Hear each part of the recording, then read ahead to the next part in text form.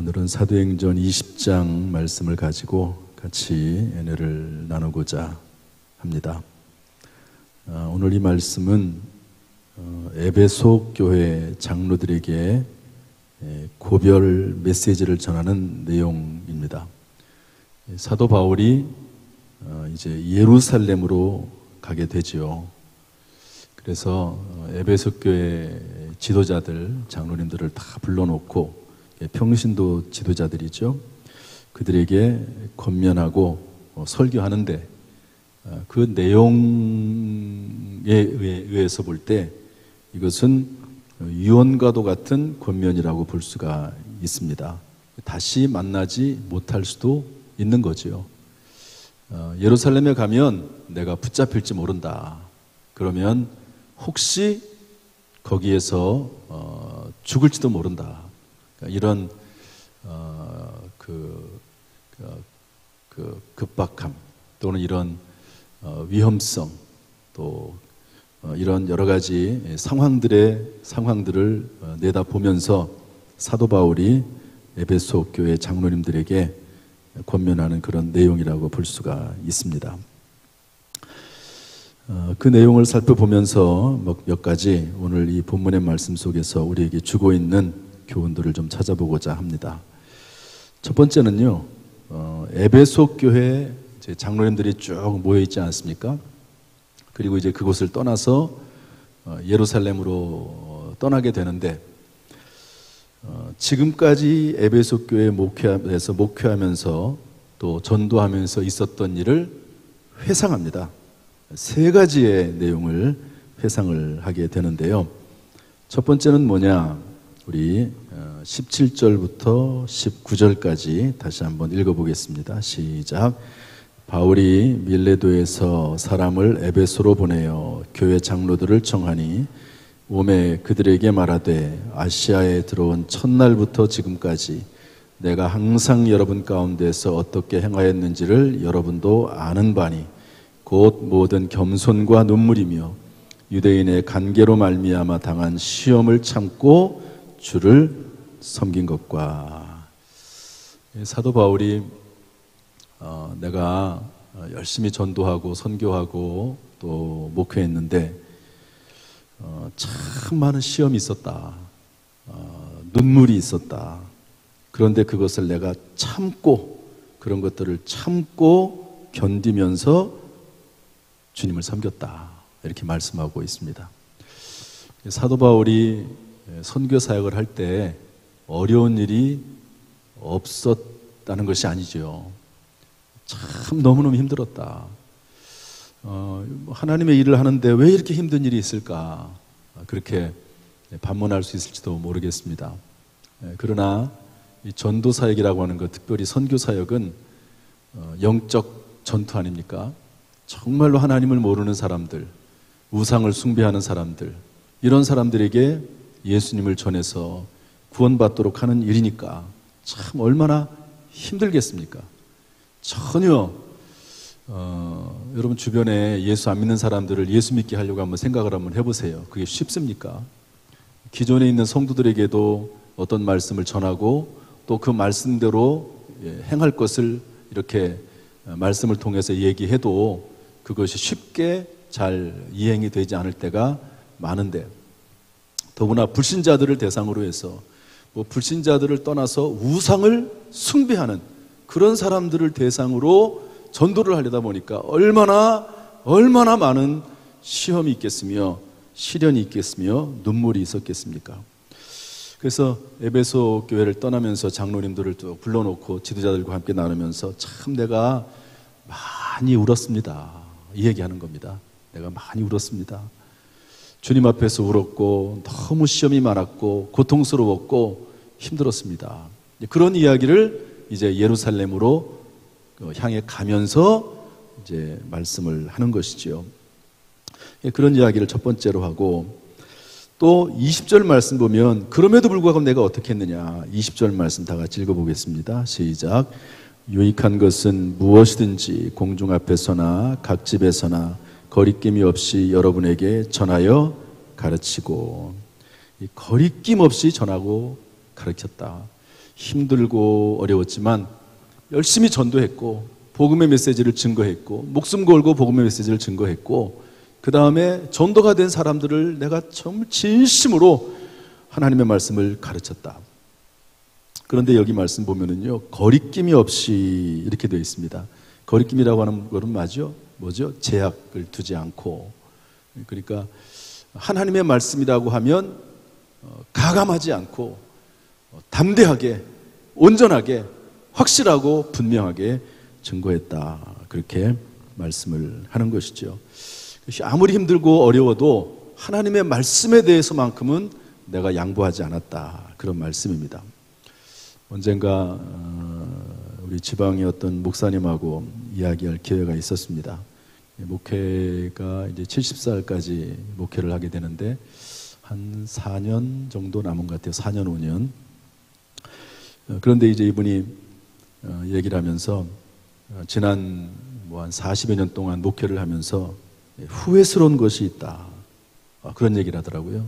뜬금없이 갑자기 왜 그런 말씀을 하시나 그랬더니 성도들의 사정과 형편을 생각해서 마땅히, 담대히, 거리낌 없이 전해야 할 것을 전하지 못하고 어떤 부분은 살짝 감추고 그러면서 성도들에게 부담이 되지 않도록 그렇게 말씀을 전한 것들이 많다. 지금 와서 은퇴할 때가 다가오니까 지금 와서 생각을 해보니까 그렇게 한 것이 너무 후회스럽다. 하나님의 말씀을 온전히 전하지 못한 것인데 그것이 후회스럽다. 이렇게 하는 이야기를 들었습니다. 사도 바울은 그렇지 않았다는 거죠. 하나님의 말씀이라고 하면 거리낌 없이 전했다는 것이죠. 세 번째로 사도 바울이 어떤 회상을 하느냐, 21절 말씀인데요. 한번 읽어보겠습니다. 21절 시작. 유대인과 헬라인들에게 하나님께 대한 회개와 우리 주 예수 그리스도께 대한 믿음을 증언한 것이라. 하나님에 대한 회개, 주 예수께 대한 믿음, 이런 부분에 있어서만큼은 아주 철저하게 강력하게 전했는데 그 믿음을 어떻게 했다고요? 증언했다고 되어 있습니다. 증언은 뭐죠? 그냥 내가 책에서 본 것이 아니고 그리고 내 생각 속에만 있는 것이 아니고 내 사상과 철학이 아니고 내가 직접 체험하고 경험한 것을 근거로 해서 예수 그리스도에 대한 복음을 확실하게 전했다. 이렇게 말씀하고 있습니다. 이렇게 사도 바울은요, 에베소 교회 지도자들을 향해서 지금까지 에베소 교회 안에서 전도하고 사역했던 그 부분들에 대해서 쭉 이렇게 회상하는 것을 볼 수가 있습니다. 여러분들은 지금까지 살아온 신앙생활을 한번 회상을 해보시죠. 사도 바울이 했던 것처럼 주님을 위해서 시험을 참고 주를 섬겼습니까? 이것은 주로 저에게 해당되는 말씀인지 모르지만 하나님의 말씀을 거리낌 없이 전하고 가르쳤습니까?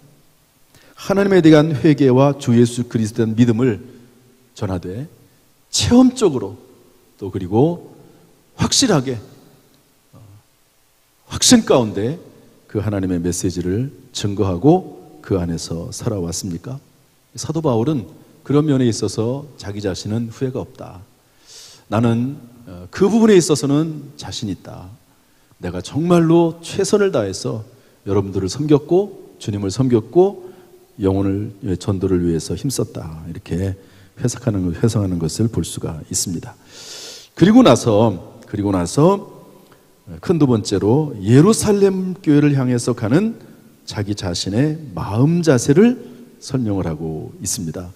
우리 22절부터 23절, 24절 말씀인데 한번 읽어보도록 하죠. 다시 읽어봅시다. 시작. 보라, 이제 나는 성령에 매여 예루살렘으로 가는데 거기서 무슨 일을 당할는지 알지 못하노라. 오직 성령이 각성해서 내게 증언하여 결박과 환난이 나를 기다린다 하시나 내가 달려갈 길과 주 예수께 받은 사명 곧 하나님의 은혜의 복음을 증언하는 일을 마치려 하면은 나의 생명조차 조금 더 귀한 것으로 여기지 아니하노라. 성령에 매여서 간다. 왜냐하면 이 사도 바울이 예루살렘으로 가려고 할 때 주변에서 많이 말렸습니다. 거기 가면 붙잡힙니다. 거기 가면 죽을 수도 있습니다. 이렇게 계속 이야기를 했고, 심지어는 성령의 감동을 받아서 예언을 하기도 했습니다. 이것은 그냥 인간적인 정으로 이야기하는 것이 아니라 성령께서 그렇게 얘기했다는 거죠. 뭐라고 얘기했냐면 거기에 가면 붙잡힌다, 죽는다. 그런데 이제 붙잡히고 죽는 거에 대한 것은 사도 바울이나 그 예언자들이나 똑같습니다. 그런데 해석이 다른 거죠. 그렇다고 해서 하나님께서 거기에서 붙잡히게 되고 죽을지도 모른다고 하는 그 일에 대해서 성령께서 가지 말라, 그런 말씀은 안 하셨거든요. 여기에 대해서 사람들은 가지 말라고 그렇게 해석을 해서 이야기를 해주지만, 사도 바울은 뭐라고 말하죠? 성령이 내게도 증언을 했다. 결박과 환난이 나를 기다린다고 분명히 다른 사람을 통해서도 말씀을 했고 나에게도 말씀을 하셨다. 그것은 변함이 없습니다. 그러나 그 상황에 대해서 사도 바울이 받아들이는 마음 자세는 이렇습니다. 24절 보니까 내가 달려갈 길과 주 예수께 받은 사명, 곧 하나님의 은혜의 복음을 전하는 일을 마치려 하면은 나의 생명조차 조금도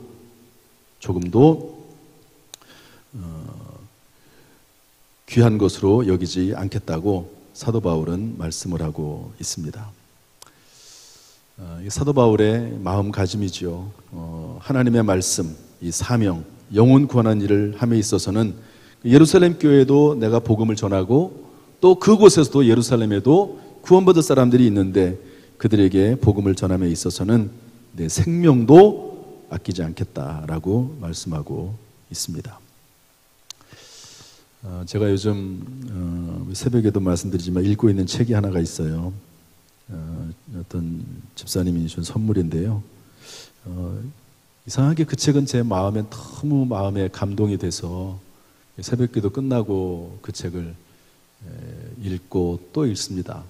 한번 대충 이렇게 한번 읽고 마는 그런 책이 아니고, 책을 읽으면서 마치 성경책을 읽듯이 밑줄을 치고 또 색깔로 칠을 하고 거기다가 제 나름대로의 각줄을 달고 그러면서 책을 읽고 있습니다. 녹슬지 않고 닳아 없어지길 원합니다. 이런 책입니다. 옛날에 존 버넌이라고 하는 분이 철로역정이라고 하는 책을 썼어요. 이 책이 워낙 귀중해서, 그러니까 이 성경에 나와 있는 이야기를 이제 예수 믿고 그러고 나서 천국에 들어갈 때까지의 그 모든 과정을 여행을 떠나는 그런 과정으로 이렇게 기록한 책이 철로역정인데요. 옛날에는 한 손에는 성경, 한 손에는 철로역정, 이런 말을 했습니다. 그만큼 이 철로역정이 귀중한 책이었는데요. 제가 오늘 요즘 읽고 있는 이 책이 저에게는 그런 느낌으로 다가옵니다. 규장 출판사에서 나왔는데 2022년 2월 7일 발행이 됐습니다. 그러니까 얼마나 된 거죠? 지금 8월이니까 6개월밖에 안 된 거예요. 6개월. 이분이 파라과이 선교사로서 선교 사역을 하면서 이분이 꼭 일기를 썼나 봐요. 일기를. 선교 사역하면서 일기를. 그런데 그 일기의 내용을 책으로 만든 겁니다. 한 17년, 8년, 9년인가요? 그렇게 이제 선교사로서 일을 했는데, 전반부 10년 동안의 그 이야기는 없습니다. 사라져버렸어요. 그런데 거기에는 엄청난 이야기, 죽을 고비를 수없이 넘기고 또 강도를 당하고 또 정말로 파라과이 그곳에 아무도 예수 믿지 않는 그곳에 가서 복음을 전하면서 당했던 끔찍한 이야기들이 많이 거기에 들어있다고 해요. 그런데 그것들은 다 날아가 버리고 없습니다. 그리고 그 이후의 이야기만 가지고 이제 글을 써서 그 글을 책으로 만든 것이 이 책입니다. 이분은 좀 소개를 좀 할게요. 2004년에 파라과이 선교사로 떠났습니다. 지구 반대편에 있는, 이 우리나라의 반대편에 있는 곳이죠. 왜 그리 멀리 갔느냐? 만약 가까운 데로 가면 다시 돌아오고 싶은 마음이 생길지 몰라서 멀리 갔다고 그렇게 이야기를 했습니다. 이분은 주로 무엇을 하냐면요, 예배당을 짓는 일을 합니다. 선교, 그러니까 센터교회, 파라과이에 이분이 처음 가서 센터교회를 세우고 중심되는 교회를 세우고 그 중심되는 교회를 시점으로 해서 예배당을 세우는데 지금까지 한 200개 정도의 예배당을 세웠습니다. 그리고 고아원을 짓고 초등학교를 만들고 마약 중독자들을 위한 재활센터를 세우고 그리고 신학교를 세웠습니다. 그러니까 200여 개의 교회, 신학교 4곳, 3곳의 학교, 2곳의 고아원, 2곳의 마약 중독자들의 재활센터, 이런 것들을 18년, 9년 동안 해온 것이죠. 아내가 있고요, 딸만 둘이 있습니다. 저도 이제 딸만 둘이 있는데, 글에 쪽 읽다 보면은요, 이제 그런 지역에서는, 선교 지역 같은 데는 여러 가지 환경이 열악하지 않습니까? 또 그리고 거긴 벌레들도 많아요.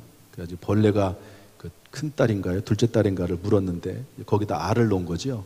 그래가지고 그 알이 이제 사람의 이제 몸 안에서 부화를 하는 겁니다. 그럼 벌레가 막 사람의 몸 속에서 왔다 갔다 하는 거죠.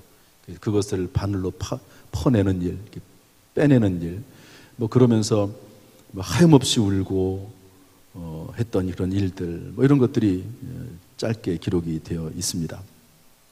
아무튼 이런 일을 하면서 제가 쭉 이제 내용을 계속해서 읽어나가고 있거든요. 그러면서 드는 느낌이 뭐냐면, 참 이분의 영성이 귀하다 하는 생각을 해보는 거예요. 뭐가 귀하다고요? 영성이 귀하다. 참 어떻게 이분은 이렇게 생각을 할 수 있을까? 어떻게 이분은 이런 마음을 가지고 그 어려운 선교지에서 주님과 동행하면서 주님을 섬길까? 200여 개 정도의 교회들을 이렇게 손수 만들거든요, 이분이 직접. 그러니까 벽돌은 고온으로 구워야 되니까 만들 수가 없고, 세멘트도 구할 수가 없잖아요. 세멘트를 본인이 파가지고 할 수 있는 게 아니니까 세멘트와 벽돌이 아닌 다른 모든 것들, 뭐 전기시설, 수도시설, 집을 짓는 모든 것을 다 이분이 합니다. 한 200개 정도의 예배당을 짓는데 이분이 다 지었어요. 실제로 예배당을 짓는 겁니다. 야, 이게 정말 가능할까? 또 그러면은 여러분 아까 말씀드린 대로 고아원을 짓죠, 신학교를 4곳이나 하죠, 재활센터를 2개 짓죠, 초등학교, 이런 것들을 다 만드는데 그 재정은 도대체 어디서 나올까? 이런 생각들을 하면서 책을 쭉 읽는데요, 철저히 하나님을 의지하고 또 그 때때로 여러 가지 얼마나 많은 어려운 일이 있었겠습니까? 지금까지 그때마다 주님을 의지하면서 주님이 주시는 그 은혜로, 주님이 주시는 또 여러 가지 선교 헌금으로 지금까지 엄청난 일을 해왔습니다. 또 그리고 이 영성에서 나오는 습관, 삶의 모습이 참 너무도 귀하다 하는 그런 마음이 들어서 제가 정말 은혜를 많이 받으면서 요즘 이 책을 읽고 있습니다. 제가 오늘 말씀드리고 싶은 것은 이제 특별히 글 앞에 한 23번, 4번째 정도 나오는 글인가요? 전부 113개의 글로 되어 있습니다. 113개의 글이 있는데 한 글당 한 2페이지, 많게는 한 3페이지 정도 되는 그런 글이 있는데, 본인이 직접 경험한 이야기들을 매일매일 쓰는 거니까 직접 경험한 일을 기록을 하면서 그 경험 속에서 하나님이 주시는 감동, 깨달음, 또 하나님 앞에 드리는 회개, 감사, 이런 것들이 쭉 나와 있는데요. 몇 가지를 제가 좀 소개를 하겠습니다. 이분은 하는 일이 뭐냐? 거의 반복되는 일이 목공소에서 교회 건축을 위해서 뭔가를 만들거나 센터에 있는 나무를 돌보거나 건축 현장에서 삽질을 하거나 곡괭이질을 하거나 망치질을 하거나 이런 일들을 하는 일이 대부분입니다. 물론 이제 선교사니까 주일날에는 설교해야 되겠고 또 여러 가지 말씀을 연구도 해야 되겠지요. 그런데 이분의 주사역, 그런 사역 외에 주사역이 뭐냐면요, 매일 거의 많은 시간을 교회 건축을 위해서 무언가 하는 거죠. 한번 생각을 한번 해보십시오. 18년, 길게 잡아서 20년이라고 칩시다. 20년 동안 200개의 예배당을 건축을 했으면 1년에 몇 개의 예배당을 짓는 거죠? 10개를 짓는 겁니다. 10개를. 1년에 10개의 예배당을 짓는, 우리 교회 같은 이런 건물은 아니겠죠. 주로 목조 건물이겠죠. 어쨌든 그런 건물이 할지라도 1년에 10개 예배당을 짓는 겁니다. 그러니까 하루 종일 거의 예배당을 짓는 그런 일에 시간을 많이 투자를 하는 거죠. 또 그 외 고아원, 학교, 신학교 이런 것들은 물론 그냥 목조로 하기는 어려운 면도 없지 않아 있을 것입니다. 이런 일들을 이분이 하세요.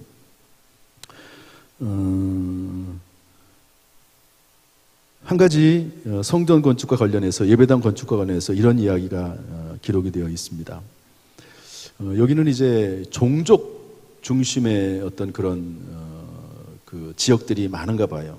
그래서 예배당을 하나 지으려고 하면 그냥 가가지고 정부에 허락받고 예배당을 짓는 게 아니고 그 마을에 종족 회의가 있는데 그 회의를 통과해야 되는 것 같습니다. 그런데 아체 종족이라고 되어 있는데요.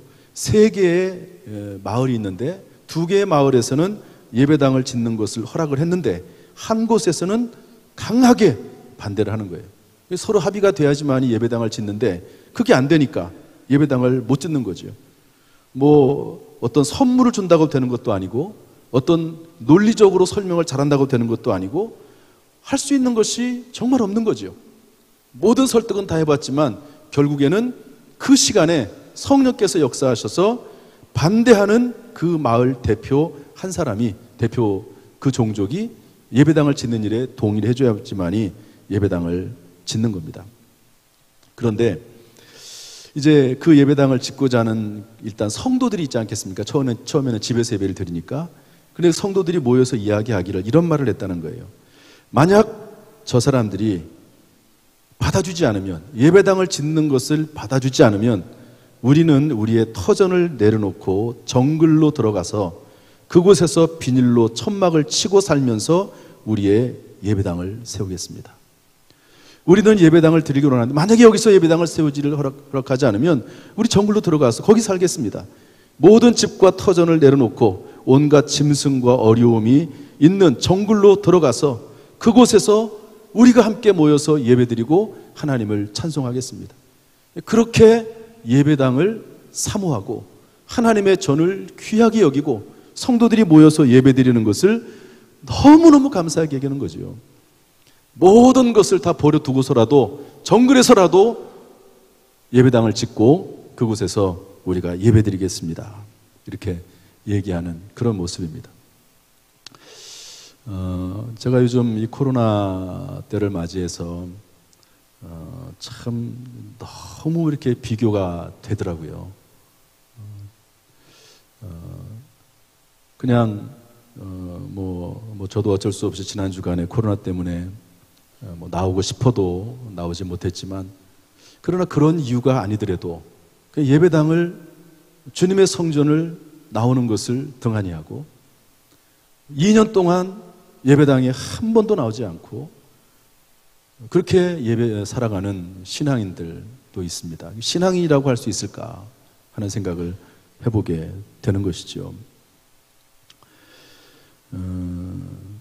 이분은 교회 건축 사역이, 예배당 사역이 너무너무 귀하다 하는 거죠.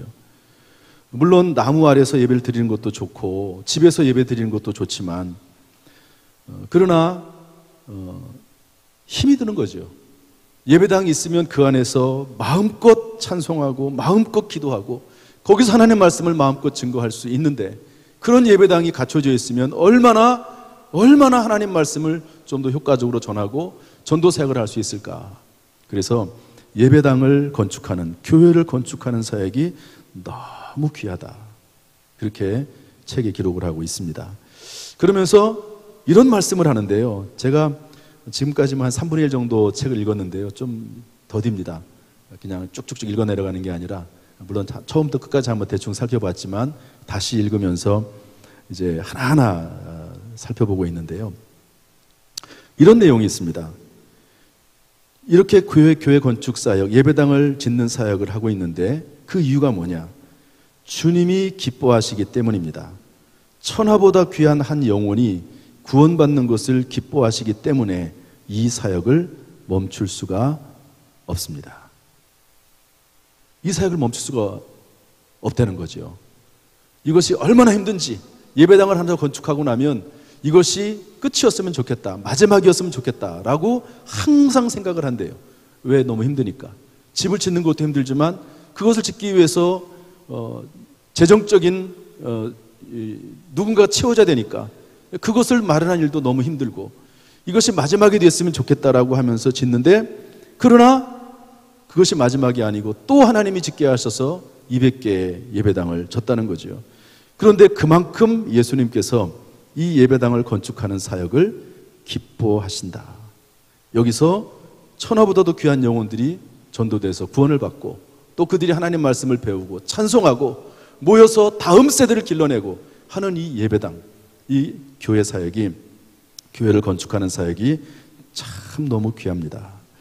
이렇게 썼어요. 그러면서 하나님이 기뻐하시기 때문에 이 사역을 멈출 수가 없습니다. 한번 따라합시다. 하나님이 기뻐하시기 때문에 이 사역을 멈출 수가 없습니다.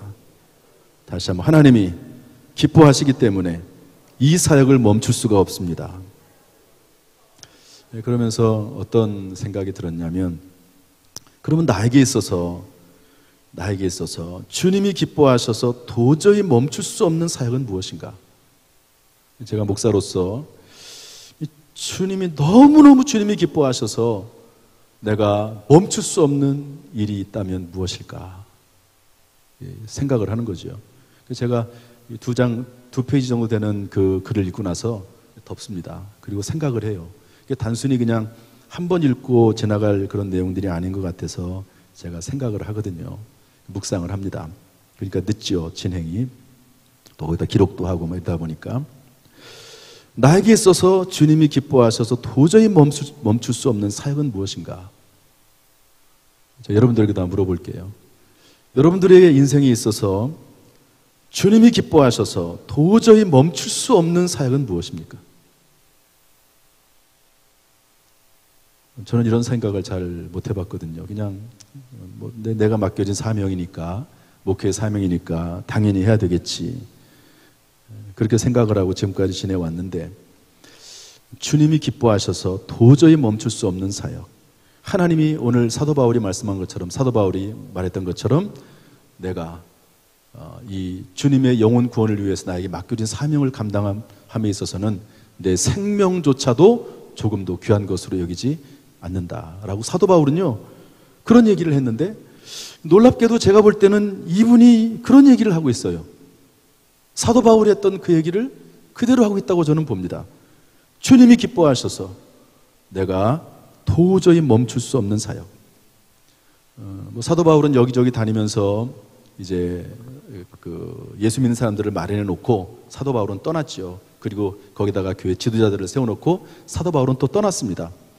그런데 이분은 그 파라과이에 센터 교회를 세우고 그 센터 교회를 중심으로 해서 200개의 교회를 끊임없이 세워나가는 그 일을 하고 있는데, 그리고 그 교회를 세우고 나서 그 지역에다가 그 지역 사역자들을 훈련시켜 세우고, 또 신학교를 세워서 신학교에서 신학자들을, 목회자들을 배출해내고, 그런 사역을 하는데, 그 사역의 핵심 중에 하나가 예배당을 건축하는 일.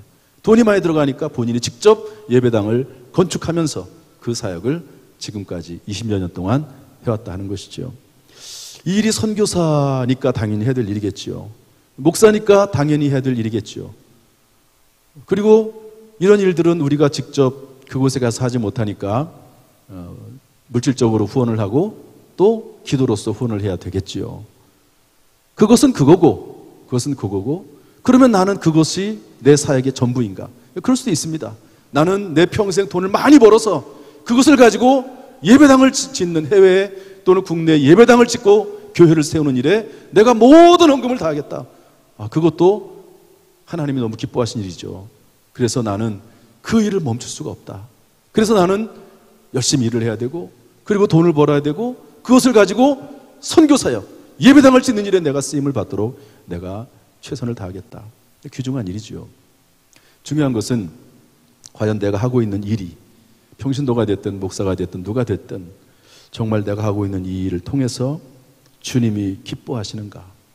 주님이 기뻐하셔서 도저히 멈출 수 없는 그런 일들을 내가 하거나 직접 하거나 또 그것을 돕는 데 내가 쓰임받고 있는가 하는 것을 오늘 말씀을 통해서 저는 생각을 해보게 됐습니다. 한 일주일 동안 이렇게 집안에만 있으니까요, 제 평생에 이런 적이 없었던 것 같아요. 2년 동안 코로나로 이제 실시간 영상 예배를 드리라고 했지만 제가 주일날 실시간 영상 예배를 드린 적은 한 번도 없습니다. 옛날에 20명씩 모여서 예배 드릴 때도 있었죠. 그때도 저는 설교를 했으니까요. 그런데 이번에 코로나로 인해서 집에서 실시간으로 예배를 드렸거든요. 실시간으로 예배 드리는 것은 여러 가지 한계점들은 많이 있다 하는 것을 느껴볼 수 있었는데요. 어쨌든 그러면서 예배당이 얼마나 귀중한지, 성도들이 얼마나 귀중한지 하는 것들을 다시 한번 생각해 볼 수 있는 귀중한 시간도 됐습니다. 주님이 기뻐하시기 때문에 도저히 멈출 수 없는 그 일, 내 평생에 지금까지 그 일들을 내가 해왔는가, 그리고 앞으로 나는 그 일을 계속할 것인가, 나에게 있어서 그 일은 무엇인가 하는 것들을 생각하는 귀한 시간 될 수 있기를 주님의 이름으로 축복합니다.